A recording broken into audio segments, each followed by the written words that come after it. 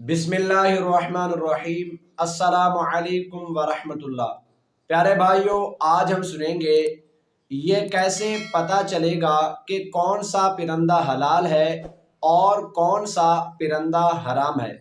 پیارے بھائیوں، حدیث پاک میں جن پرندوں کو کھانے سے منع فرمایا گیا ہے ان کے بارے میں آتا ہے کہ ان پرندوں کا کھانا منع ہے جو اپنے پنجوں سے شکار کرتے ہیں۔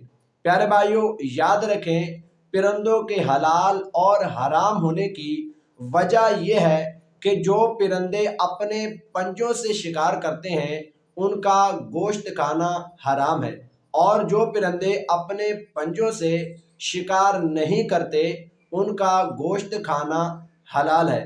اسی طریقے سے مفتی محمد نور اللہ نعیمی رحمۃ اللہ تعالی علیہ پرندوں کے حلال اور حرام ہونے کا ایک قاعدہ بیان کرتے ہوئے فرماتے ہیں کہ پرندوں کے بارے میں ایک استقرائی قاعدہ یہ بھی ہے کہ جن پرندوں کی چونچ مڑی ہوئی ہے طوطے کے سوا ان سب کا کھانا حرام ہے، اور جن پرندوں کی چونچ سیدھی ہے بغیر کوے کے سب کا کھانا حلال ہے۔ پیارے بھائیوں، اللہ پاک ہم سب کو حرام سے بچتے ہوئے حلال کھانے کی توفیق عطا فرمائے، آمین۔